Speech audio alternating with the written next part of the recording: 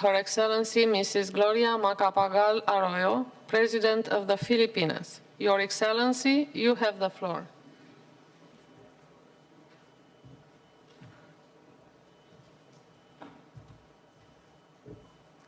Thank you, Madam President.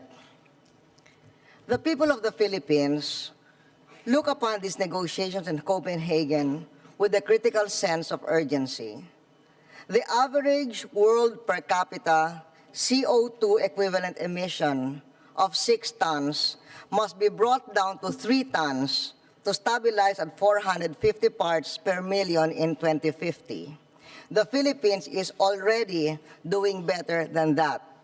Our emission is only 1.6 tons per capita, and we are further committed to deviate by 20% from our business-as-usual emissions growth path.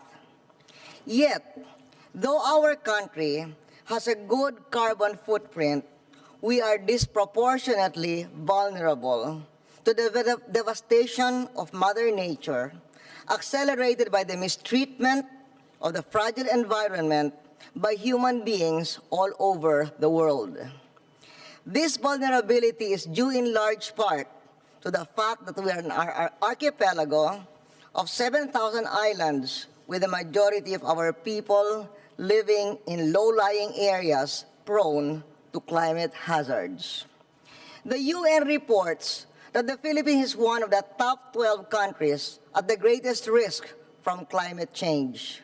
In fact, we top the list of nations most in danger of facing more frequent and more intense storms as the impact of climate change intensifies.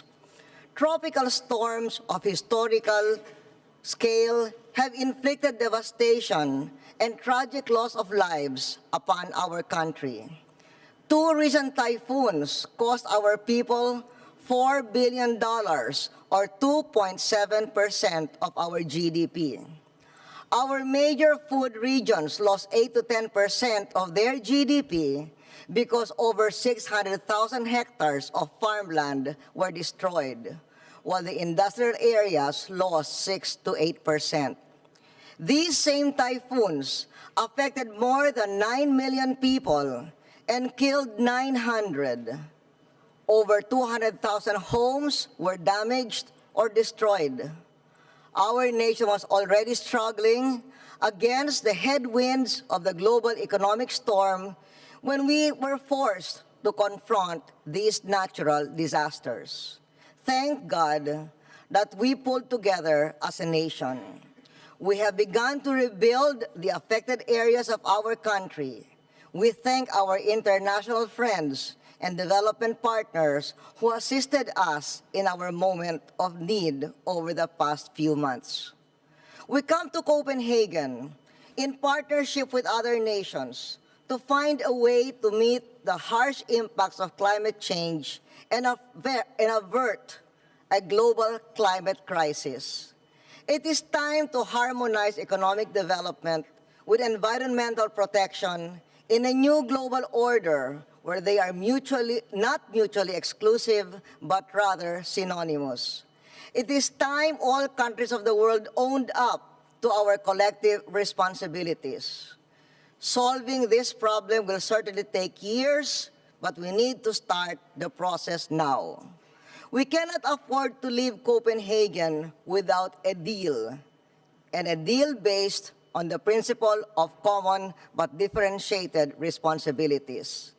For an equitable outcome, developed countries need to lead in reducing emissions. A robust financial mechanism must also be established to meet the needs of the costs of adaptation for developing countries and for effective development and transfer of technologies. We applaud Secretary Clinton's groundbreaking announcement that the United States is prepared to work with other countries toward a goal of jointly mobilizing $100 billion a year by 2020 to address the climate change needs of developing countries. It is essential that this augmentation of global funds should include the replenishment of existing global grant facilities. Madam President, colleagues, humans started a problem of climate change. Humans can certainly solve it. Thank you.